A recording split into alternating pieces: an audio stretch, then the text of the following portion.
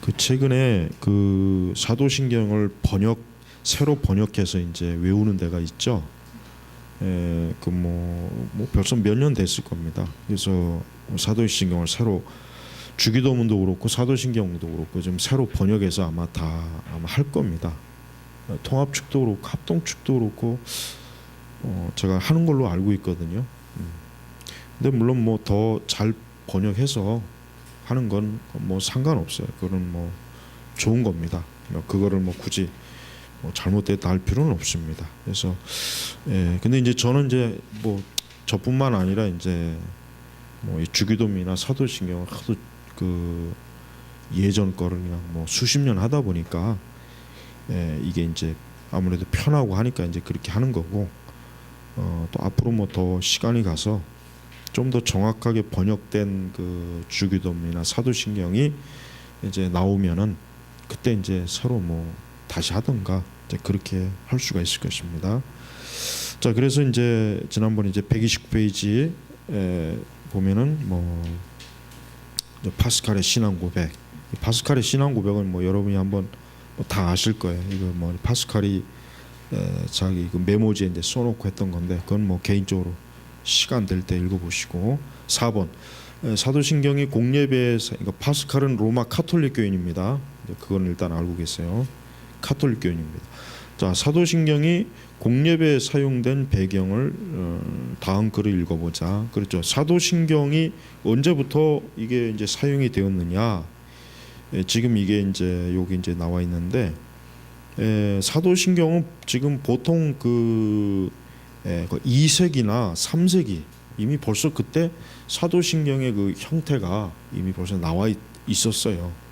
그래서 이제 뭐 보통 뭐 전승으로 뭐 사도들이 한 마디씩 해가지고 완성됐다 했는데 아주 그냥 그 뭐 완전히 그거는 뭐 말 그대로 전설이고 꾸며낸 얘기고 그거는 말도 안 되는 얘기고 본래는 세례를 위한 신앙 고백으로 사용되다가 차츰 초대 기독교의 내적 생활과 신철적 요구를 위해서 사용되었다. 그래서 사도신경은 세례를 받기 원하는 자들에게 마지막 준비 단계에서 이제 그 고백을 하고 이제 주기도문과 함께 하면서 이제 세례를 받게 하는 거죠.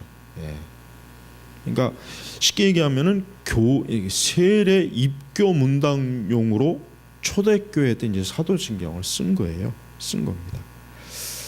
그래서 이제 그 니케아 이전 교부들은 사도신경을 신앙의 규범, 뭐 진리의 규범, 사도적 전통, 사도적 뭐 가르침 이렇게 이제 부르다가 나중에 이제 뭐 신앙의 상징 이렇게 이제 부른 것입니다.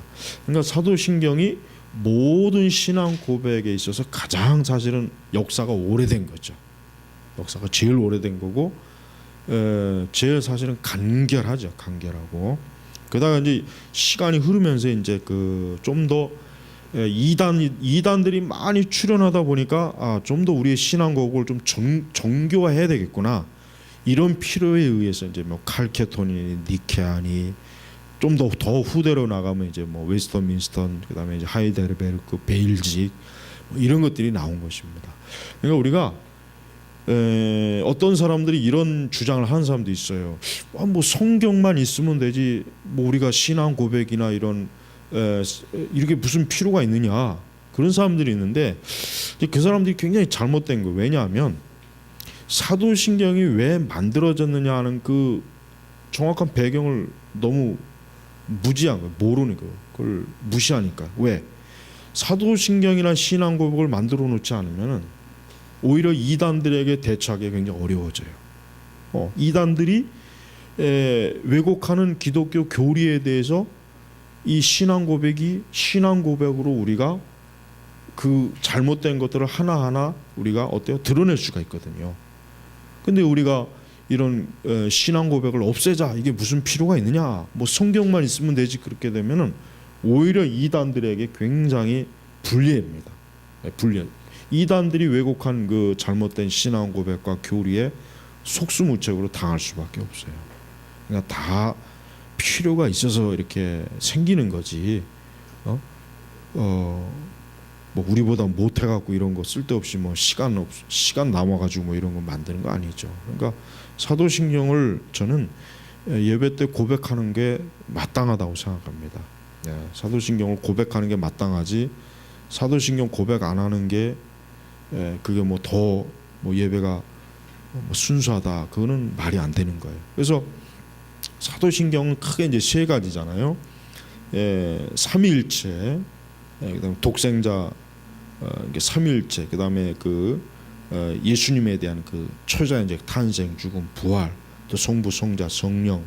그러니까 이렇게 사도신경의 그 조직은 간결하지만 진짜 말 그대로 아주 핵심적인 게 들어가 있어요. 들어가 있어서 지금 이 사도신경이 바로 이제 초대교회 때 신앙 고백으로 사용할 수 있는 배경이 된 것입니다. 6번에 보면 예배 중에 회중이 하는 신앙 고백과 목사가 하는 설교는 밀접한 관련이 있어야 된다. 그렇죠. 이게 참 중요합니다. 목회자의 설교는 회중이 신앙 고백을 하도록 이끌고 동시에 사도신경과 같은 신앙 고백은 설교 중심 메시지입니다. 자, 신앙 고백은 바르게 하는데 설교가 신앙 고백하고 다르면 어떻게 되겠습니까? 그건 문제가 커지는 거예요. 근데 지금 교회들이 그러잖아요. 지금 교회들이 예배 시간에 사도신경을 하는데 정작 목회자들의 설교는 사도신경과 맞지 않는 설교 내용들이 상당히 많이 들어가 있어요. 많이 들어가 있단 말이에요. 대표적으로 뭐 종교 다운주의자들이나 물론 뭐 이 WCC 에큐메니카라는 이런 부류들은 사도신경을 고백한 것과 전혀 다른 입장에 있는 사람들이에요. 그러니까 그 사람들은 모순이에요, 모순. 앞뒤가 안 맞는 거예요. 그래서 데이비드 웰지는 신학에 있어서 신앙 고백의 중요성을 강조하면서 다음과 같이 주장한다. 이게 웰지의 그 신학 실종에 나와 있는 근데 중요합니다. 신학적 성찰이 하나님의 말씀의 연구라는 분야를 상실하게 되자. 그러니까 쉽게 얘기하면 성경을 연구하는데 신학이 없어져 버린 거예요. 뭐 신학이 뭔 필요가 있느냐? 성경 말씀만 알면 되지. 뭐 이런 식인 거예요. 동양적 영성이 급진 정착에 이르기까지 페미니스트 이데올로기 환경에 대한 관심에 이르기까지 모든 영역에서 신학 성찰의 주제를 찾게 되다. 모든 영역에서. 그러니까 예를 들면 뭐 불경을 통해서 본 그리스도, 뭐 그다음에 뭐 유교를 통해서 본 뭐 그리스도 십자가, 뭐 그러니까 뭐 달라이 라마가 본 예수님, 뭐 이런 식의 책들. 그러니까 주제 파악도 못하는 거예요.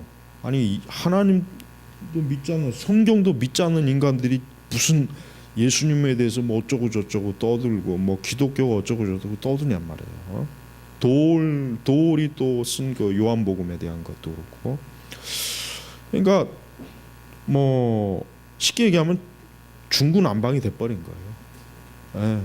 사방 천지에서 어떤 나름대로 신학적 성찰의 주제를 찾는 거예요. 그러니까 이게 제대로 될 리가 없죠. 제대로 된 신학이 될 리가 없죠. 심리 치유의 시대가 가져온 만병통치약이 신앙 고백을 대신하게 되었다. 그러니까 설교가 심리학화되고 상담학화되는 거죠. 기독교 신앙의 의미는 개인화된 거예요. 그러니까 이 개인화됐다는 얘기는 뭐냐면 우리가 성경을 읽고 기독교를 믿는 것이 오직 나 자신의 개인적 삶의 어떤 뭐 위기와 도우심과 인도하심 여기에 한정되어 있는 거예요. 여기에. 그러니까 기독교라고 하는 게 완전히 쉽게 말하면 부족주의 종교가 돼버린 거예요. 부족화도 된 것이고. 그러니까 이런 식으로 되니까 기독교라고 하는 신앙이 점점 이상하게 되는 거예요. 이상하게 말도 안 되는 것들이. 사실 지금 보험주의 신앙은 다 그렇게 돼 있어요. 이미 다 그렇게 돼 있습니다. 그래서 보면은 나는 하나님을 이렇게 생각한다. 나의 느낌, 나의 어떤 체험, 자기만의 하나님을 만들어 놓은 거예요. 자기만의 하나님. 옛날에 아주 고대 우상 숭배자들이 여행 다닐 때 그 우상의 도움을 받으려고 조그만 그 형상의 그 주머니 속에 들어가는 그런 우상을 만들어 갖고 다니는 것처럼 기독교를 그런 식으로 만들어 버린 거예요. 기독교를. 그래서 단 한 차례 일격의 신앙 고백은 빠져버리고 신학적 성찰은 주로 개인의 자아에 대한 생각으로 축소된 거예요. 그러니까 지금 거의 대부분의 설교들을 다 들어보면은 그 설교가 신학이 없는 설교입니다. 거의 대부분이 신학이 없는 설교예요. 예, 전혀 거의 없습니다. 거의. 그러니까 목회자들이 신학 서적을 안 읽는 거예요. 예, 교리 서적도 안 읽고 성경 신학도 안 읽고 좋은 설교집도 안 읽고 예, 그냥 개인의 어떤 말씀으로 이해하고 적용하는 수준에서만 설교가 끝나버리니까 이게 바로 개인화된 것입니다. 아주 정말 잘못된 거죠. 현대 세계 가운데 기독교적이 되고자 하는 책임은 판리가 일컫는 바 행동 기법, 그러니까 뭐 사업, 경영, 심리학, 예? 교회 확장, 자아 지배에 의한 수단이 되고, 그래 오늘날 목회자는 현대성을 존경하고 사모하는 바를 구현하고자 애쓰고 있으며 이 문화가 가장 찬탄하는 두 가지, 경영자와 심리학 유형의 목회자가 목회 유형에 비춰서 목회 사역을 재정의하고 있다. 아주 잘못된 것입니다. 그러니까 신학생들과 목회자들은 스폴천 목사님의 그 신학생들에게 주는 글이라든가 목회론 꼭 읽어봐야 됩니다. 그리고 로이드 존스 목사님이 설교를 통해서 그 목회자에 대한 것들을 꼭 파악해야 되고, 리차드 백스터나 이 전통적인 목회학과 전통적인 목회론의 책을 반드시 읽어야 돼요. 이런 거 그래야 이런 거에 빠지지 않습니다. 근데 지금 신학교나 신학대학들이 옛날 그 고전적 그 목회론과 그런 것들을 안 가리킵니다. 그런 책들을 잘 안 읽게 추천 안 합니다. 현대적인 거, 릭 워런이라든가 빌 하이베스라든가 미국의 그 현대 교회 성장학자들이 그 말하는 목회론들, 그런 것들을 굉장히 많이 읽어요. 그러다 보니까 신학생들이나 목회자들이 이 교회를 꼭 무슨 기업체 경영하듯이 하는단 말이에요. 그러니까 빌 하이베스 그 교회 같은 경우는 일반 신학 전공자들을 부교육자로 안 써요. 일반 전공한 애들을 써갖고 6개월간 단기 교육 시켜가지고 부교육자로 쓴단 말이에요. 그러니까 그 사람들이 뭘 알겠냐? 6개월 교회 안에서 단기 신학 배운 애들이 교회를 어떻게 생각하겠어요? 그 말도 안 되는 거잖아요.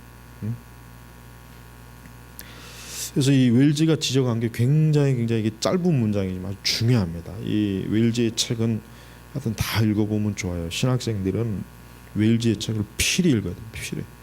그래야 지금 이 시대, 제가 왜 유사 개혁주의에 대해서 비판하냐면 이 웰즈의 책을 읽고 나서 제가 이 개혁주의도 이게 문제구나. 우리나라에서 이 개혁주의 한다는 이 떨거지들이 이게 좀 가짜들이구나 하는 걸 제가 그래서 안 거예요. 그냥 뭐 아무 생각 없이 그냥 비판하는 게 아니고 전부 웰즈 책을 읽어보면은 유사 개혁주의자들이 전부 사기꾼이라는 걸 그대로 알 수 있습니다. 그대로 알 수 있다. 그대로. 예. 그래서 우리는 지금의 이 기독교의 형태라고 하는 게 이게 얼마나 많이 이게 성경에서 또 신앙 고백, 교리에서 이탈되고 방황하고 있다는 것을 신자들이 반드시 알아야 됩니다. 목회자들도 알아야 되고, 그래야 우리가 지금 정상적인 노선에서 탈선했구나. 원래 가야 될 그 노선에서 지금 탈선하고 지금 전복됐구나. 그러니까 기차가 탈선하면 전복되잖아요. 응? 지금 그거하고 똑같은 거예요. 근데 그거를 깨닫고 아는 사람들이 너무 없어요. 지금 너무 없습니다. 여러분들이 이런 걸 통해서 여러분들이 이렇게 알고 깨달을 때 교회와 또 나 자신의 신앙의 위치를 잘 바르게 자리 잡을 수가 있습니다. 자, 오늘 여기까지 하겠습니다. 아버지 하나님 감사합니다.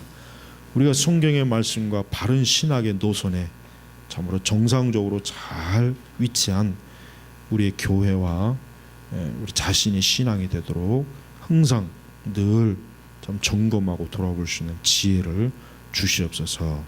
감사하며 예수님의 이름으로 기도 올렸습니다. 아멘.